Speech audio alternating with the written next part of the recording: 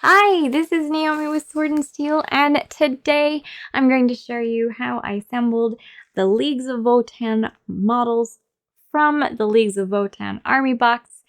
And I'm going to be showing you all of the different options that you have, how easy it is to assemble, what the magnetization options are, and how I assembled them myself for my Ymir Conglomerate League of Leagues of Votann.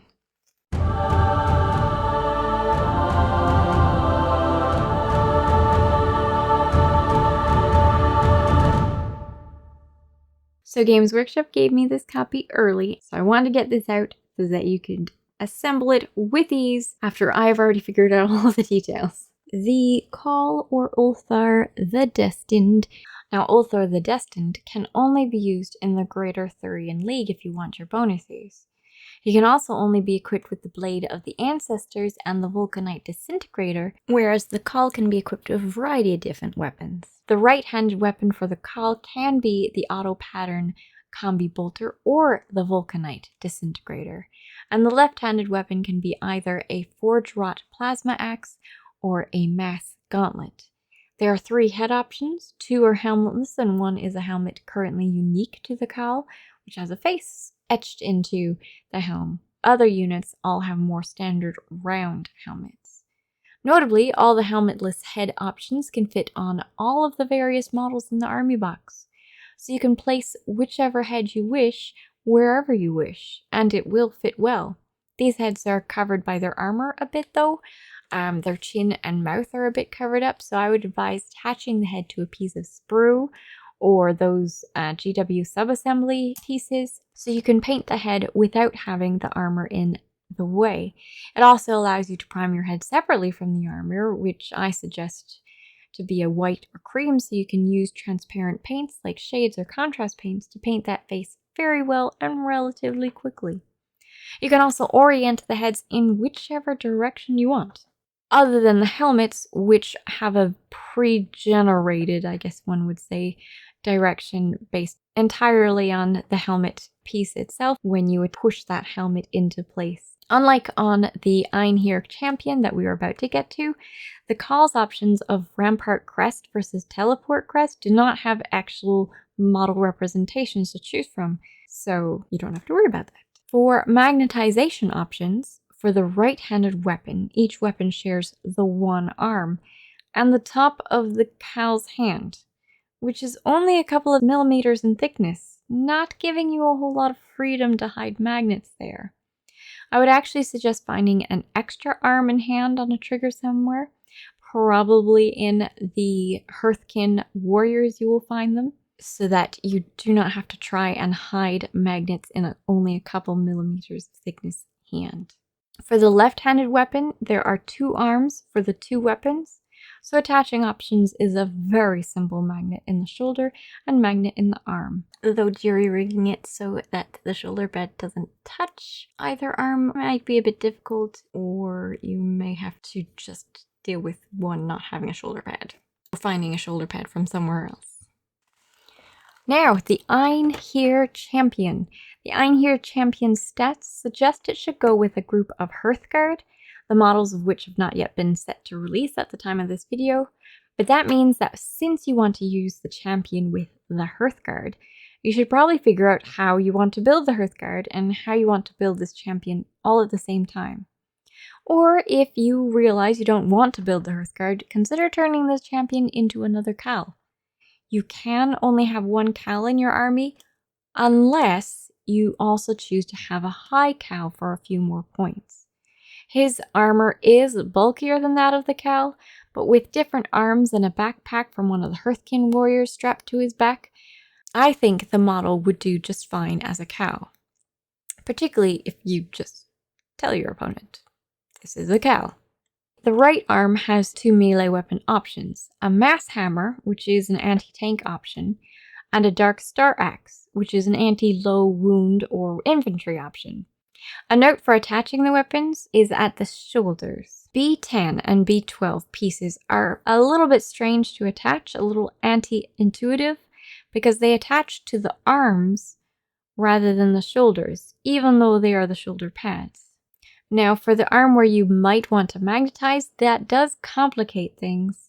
And as such, I would suggest adding a tiny bit of sprue underneath the shoulder pad so you can attach it to that rather than attaching it to the arm so that you can easily magnetize that arm and its weapon options at the elbow. The other arm doesn't have any multiple weapon options, so you don't have to worry about magnetizing its weapons. There are 2 helmetless head options for the champion. The helmet of the Kâhl would of course fit, but the helmets of the Hearthkin warriors do not quite fit. You could sand it down to fit, I'm sure, but they don't fit naturally. And because I didn't particularly care for the helmetless options, I took one from the Hearthkin that I liked better. So the left arm only wields the autarch pattern combi bolter, so it doesn't need to be magnetized unless you choose to magnetize the type of crest he is carrying, which is either teleport or wave field. It doesn't exactly specify which is which, so I decided that the crest and headpiece with the bull was for teleportation, and the crest and headpiece with the ram was for the weave field crest, since the ram seems more protected, but I really don't know which is correct. That's what I'm going with. It's small enough, though, that I don't think it would particularly matter, so just tell your opponent your choice and choose the one you like the look of better. Alright, now we have the Hearthkin Warriors on pages 32 and 33 in the Codex. There are an illustration of the weapons, so you can choose the right one to add to your models. I chose mine to be in 2 groups of 10 and have in each group a Magna Rail rifle and a Karn plasma beamer, a metapack, a panspectral scanner, and iron blasters over the autarch pattern bolters. The league I'm choosing to play is the Emir Conglomerate. Well, that would be the red ones, and they have a 4-inch extra range, so I kept that in mind when I was assembling. You also should look at the stratagems. Stratagems will be key to understanding everything that your model could do. Generally, if it says that a bearer's unit gains any kind of keyword, searchlight keyword, a scanner keyword, a metapack keyword, an accelerated keyword, anything like that, you should probably check the stratagems to see what else it can do for you. If you don't know the rules of combat well and you're assembling this as your first time, what you could do is, as you're learning, you could keep the specialty weapons off, as in the models could be without arms, so you could try out your various weapons first before attaching to the model if you really are incredibly nervous about getting it wrong for you. The Thanes in my group were equipped just like the rest of the unit, which isn't exactly how the assembly guide suggested to assemble them, but you do have enough weapon choices to do so if you wish, and I wished. So make certain that the Thanes are different by their headpieces, but they don't have to look different by anything else. There are a lot of weapon options in this Hearthkin kit, or these Hearthkin kits, and a lot more head options, which is absolutely fantastic. In this army box, you have a duplicate sprue of 10 warriors, allowing you to make 20 warriors altogether. But on each sprue, there are 22 helmetless heads, 2 heads with helmets but with visors open, 11 fully helmeted heads, and 1 dome-like head for a robotkin. So times all of that by 2. Also, though you could follow which model has which item according to the guide, the pieces in this kit can be used on any of the bodies. So any of the arms can go on any of the torsos, any of the heads can go on any of the bodies, any of the backpacks can go on any of the bodies. The only thing you have to be aware of is that there may be side pouches or holsters in the way of any particular arms, so just dry fit the model before you attach the arms to make certain that it's not going to be all wonky in some place or another. A side note to attaching the double-handed weapons, which all of these ion blasters are: attach both arms to the torso with glue at the wrist of the non-weapon hand within seconds of each other, so that you can orient the arms to properly attach the weapon to the non-weapon hand seamlessly. If you attach one hand and let it dry and then attach the other, you might find you misguessed the orientation of the shoulders and will have to force the pieces into place, putting unnecessary tension on the plastic. You can also add a little more glue if you are using thin plastic glue after you have the model's arms in place. Oh, and the piece C4, which is a helmet, is asked for in more than one place, impossibly so. So when you come to that, just choose one of the other heads. Any of them will do. Magnetization options. For 10 guys, there are 10 regular backpacks and one of each of the specialty backpacks. You can only have one of each of the specialty backpacks in a 10-man group, so you have exactly what you need, and you have exactly what you need to magnetize them, which is a very straightforward job of an internal magnet on the guy's back and on the specialty backpack itself. Just make certain that none of the special weapon carrying fellows are magnetized with those specialty backpacks, because you're not allowed to have them carrying both. The basic bolter, the ion blaster counterpart that I have attached, or any of the specialty weapons, unfortunately attach just like the Kâhl attaches for magnetization purposes. However, there is more plastic to work with. Where the Kâhl's pieces were quite thin, these ones are a bit thicker, and I think with some careful shaving you'd be able to stick tiny little magnets inside these hands. Also, because you're going to need to magnetize the other hand at the wrist, which it would be an easier magnetization, even though that these magnets you'll be needing to use are so tiny, 2 different magnetization places will be enough strength to support the plastic of the gun, no problem. So this should be a very sturdy magnetization if you're confident you can pull it off. But hey, if you do break your first one giving it a shot, at least you've got a couple extra arms to try again. Alright, now we're on to the Hearthkin Pioneers. Each of the bikes is a duplicate of each other, as you would expect from vehicles of the same type, and you simply need to follow the guide to get them done easily, step by step, maybe using reverse tweezers or rubber bands to put the 2 main pieces together. But this whole kit really works hard to hide its join lines, and these models are no exception. Once you get to building the dwarves themselves, though, your options start popping up. I guess the only thing I could fault these models for is that there is a mandatory piece right behind the heads of each of the drivers that have the optional gear on them. So if you built them as they ask you to build in the assembly guide, you could have a searchlight, a comms array, and a scanner look like they are on a model, but in stat-wise, you didn't necessarily intend them to have. If you don't mind that, add them as you like. They will go on any of the vehicles. But if you do mind it, this is what the bike looks like with them not attached. I still haven't decided whether I would drill in and magnetize them in those 2 notches, but I think that is what I'll end up doing. But unfortunately, there is only one of these bars that is void of any war gear, and that is the one designed to go with the optional high-last rotary cannon or ion beamer that you can build onto one of these models.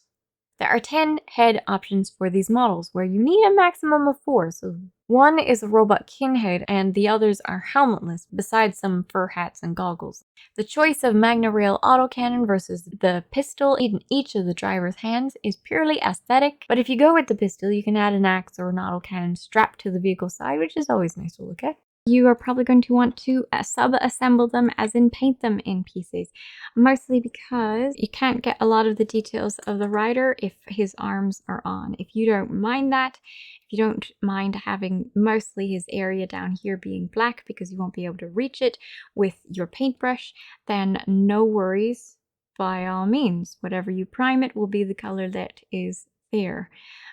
You won't also be able to do this tiny little screen. You won't be able to get your paintbrush in because it's too close to the model, so you may want to have your model separate first. This is what all 3 of the rides look like when separate. So there's a reason that they have the rider going on before you attach these guys, and that's because the rider's cloak has to go in between these 2. There's no way to get the rider on without really having to push down on it once these things are attached. So if you are going to be painting and then assembling, these pieces are going to have to stay off as well. Just have it partially glued over there. And when you do assemble it nice and gently, you shouldn't have to force it. You can nice and gently make certain this is under this piece and gently slide it into place. I would suggest making certain all of this has been cured for a week, so it's less likely to scrape any paint off. Or even better than that, make certain that the ride is varnished before you apply the rider. You can paint over top acrylic varnish, so don't feel like you are stuck after you on whatever color scheme you did if you varnished before applying the rider. You can varnish and then apply paint, and then varnish and apply paint many times over. So that's that. Now, the three guys are no different from one another. Of course, their heads will be different, and they have slightly different appearances. That's the back guy.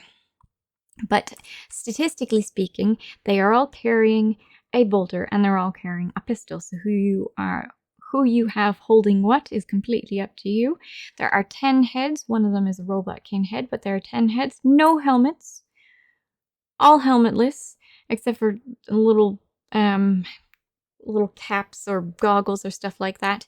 If you want the helmets, you'd have to pull them out of the Hearthkin warriors at this point. They do not easily fit onto these models. You would have to sand them down, I would imagine.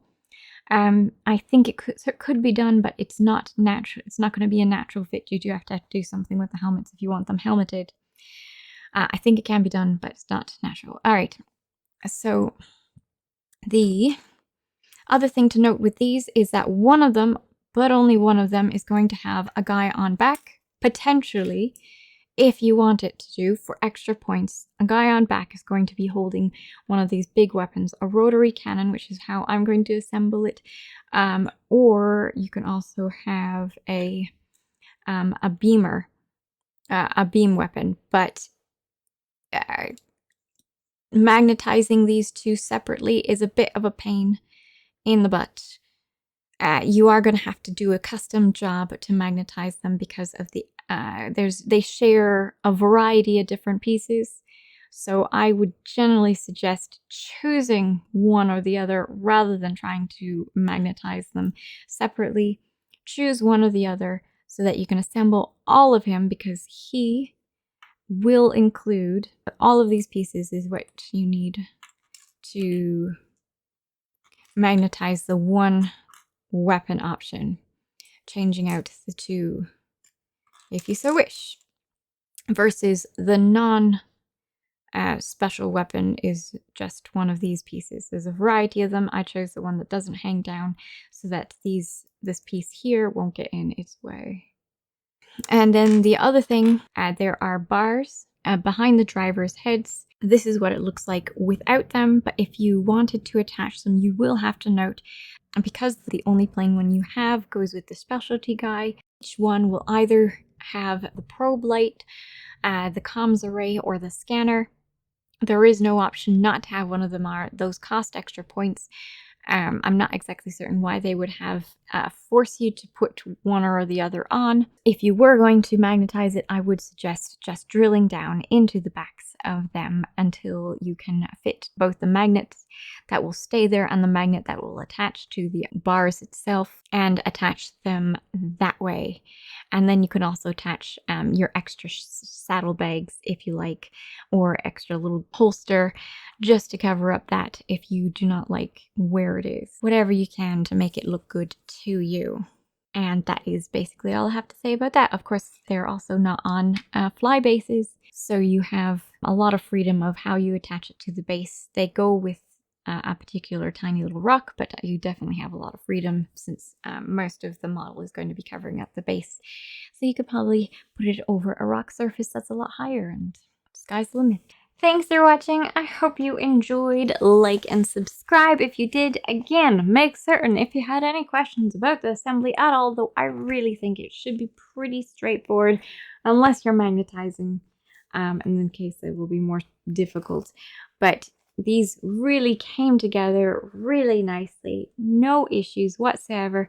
that little hiccup with the fact that it's asking for a helmet that is already asked for before. But since all the helmets fit on everywhere, you'll have no problem whatsoever. These are really nice models, and they also seem quite sturdy. I don't expect many pieces breaking off at all if you were to drop them, so that's nice. Let me know what you think, and I will catch you in the next video. Bye! And yes, I will absolutely be putting out a video on how I paint these guys a deep metallic with purple in the recesses red. Not Mars. Emir conglomerate red. With maybe a bronze or copper trim. I still haven't figured out what the light is going to be. Like I'm using I'm using Magna rail rifles. So what color should I be? Should it be purple? I have to decide. What do you think? Okay, bye.